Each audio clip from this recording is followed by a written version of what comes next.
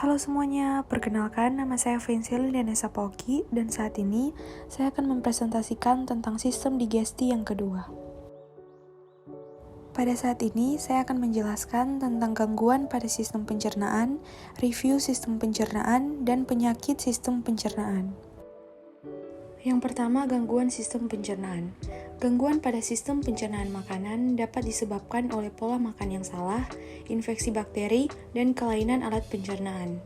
Gangguan-gangguan ini antara lain adalah yang pertama diare, kedua sembelit, yang ketiga tukak lambung, keempat peritonitis, kelima kolik, dan yang keenam infeksi usus buntu atau appendicitis. Berikut adalah gangguan dan kelainan sistem pencernaan manusia. Yang pertama, parotitis atau penyakit gondong. Parotitis adalah penyakit yang disebabkan oleh virus yang menyerang kelenjar air ludah di bagian bawah telinga. Akibatnya, kelenjar air ludah menjadi bengkak atau membesar. Yang kedua, serostomia. Serostomia adalah istilah bagi penyakit pada rongga mulut yang ditandai dengan rendahnya produksi air ludah.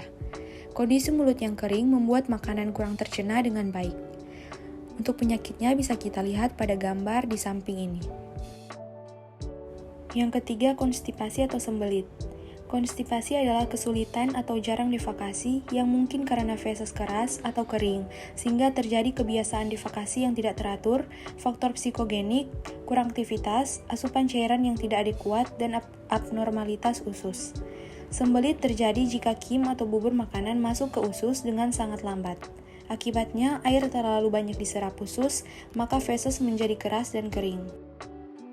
Yang keempat, tukak lambung atau ulkus. Dinding lambung diselubungi mukus yang di dalamnya juga terkandung enzim. Jika pertahanan mukus rusak, enzim pencernaan akan memakan bagian-bagian kecil dari lapisan permukaan lambung. Hasil dari kegiatan ini adalah terjadinya tukak lambung. Tukak lambung menyebabkan berlubangnya dinding lambung sehingga isi lambung jatuh di rongga perut. Sebagian besar tukak lambung ini disebabkan oleh infeksi bakteri jenis tertentu. Selanjutnya, gangguan lainnya yaitu produksi HCl yang berlebihan dapat menyebabkan terjadinya gesekan pada dinding lambung dan usus halus sehingga timbul rasa nyeri yang disebut tukak lambung. Gesekan akan lebih parah kalau lambung dalam keadaan kosong, akibat makanan tidak teratur yang pada akhirnya akan mengakibatkan pendarahan pada lambung. Selanjutnya, gangguan lain pada lambung adalah gastritis atau peradangan pada lambung. Gangguan lain yaitu appendix dapat terinfeksi sehingga terjadi peradangan yang disebut appendistis. Appendistis atau dikenal juga sebagai penyakit usus buntu adalah kondisi peradangan pada usus buntu atau appendix. Appendix adalah kantong berbentuk jari yang menonjol dari usus besar di sisi kanan bawah perut. Karena lokasinya, appendistis mengakibatkan rasa sakit di perut kanan bawah. Namun pada kebanyakan kasus, nyeri biasanya dimulai di sekitar pusar, kemudian menjalar. Ketika peradangan memburuk, intensitas nyeri akan meningkat dan menjadi parah. Selanjutnya, kelainan, gejala, dan prinsip terapi. Yang pertama, diare. Diare yaitu penyakit yang ditandai dengan bertambahnya frekuensi buang air besar dari biasanya yang disertai perubahan bentuk konsistensi feses dari penderita. Gejala diare yaitu mual, pusing, demam, kembung, kehabisan cairan, tubuh menjadi lemas, menderita kram perut, dan buang air besar secara terus-menerus. Selanjutnya, penyebab diare. Penyebab paling umum dari diare adalah virus yang menginfeksi usus. Infeksi biasanya berlangsung selama 2 hari dan kadang-kadang disebut flu usus atau flu perut.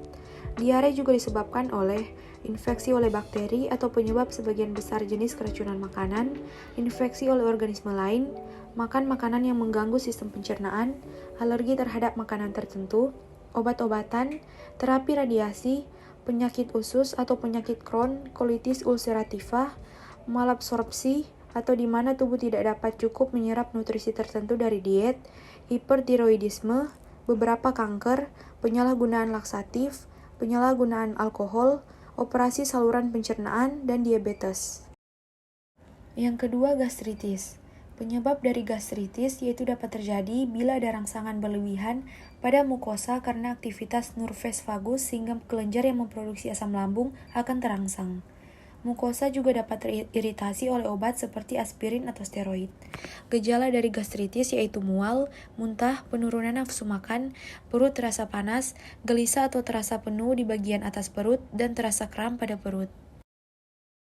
Selanjutnya, sistem pencernaan pada manusia terdiri dari mulut, kelenjar ludah, kerongkongan, hati, lambung, usus halus, usus besar, rektum, dan anus. Sistem pencernaan terdiri dari saluran pencernaan atau alimentar, yaitu tuba muskular panjang yang membentang dari mulut sampai ke anus, dan organ-organ aksesoris seperti gigi, lidah, kelenjar saliva, hati, kantung empedu, dan pankreas. Saluran pencernaan yang terletak di bawah area diafragma disebut saluran gastrointestinal atau GI. Fungsi sistem pencernaan untuk menyediakan makanan, air, dan elektrolit bagi tubuh dari nutrisi yang dicerna sehingga siap diabsorpsi. Pencernaan berlangsung secara mekanik dan kimia dan meliputi proses-proses berikut. Yang pertama ingesti, yang kedua pemotongan dan penggilingan, yang ketiga peristalsis, yang keempat digesti, yang kelima absorpsi, dan yang keenam egesti atau defekasi. Dinding saluran tersusun dari 4 lapisan jaringan dasar dari lumen atau rongga sentral ke arah luar. Komponen lapisan pada setiap regia bervariasi sesuai fungsi regia.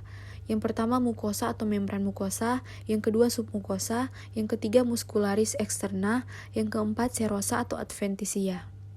Peritoneum, mesenterium, dan omentum abdominopelvis adalah membran serosa terlebar dalam tubuh.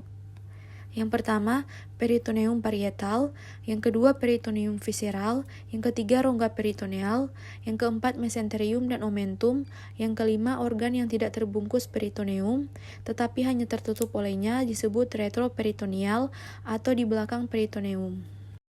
Selanjutnya, kontrol saraf pada saluran pencernaan. Sistem saraf otonom atau SSO mempersarafi keseluruhan saluran-saluran pencernaan, kecuali ujung atas dan ujung bawah yang dikendalikan secara volunter. Yang pertama, impuls parasimpatis, yang kedua, impuls simpatis, dan yang ketiga, plexus Meissner dan Auerbach. Proses menelan atau deglutisi menggerakkan makanan dari faring menuju esofagus. Aksi penelanan meliputi 3 fase, yaitu yang pertama, fase volunter, yang kedua fase faring, dan yang ketiga fase esofagus. Esofagus adalah tuba muskular.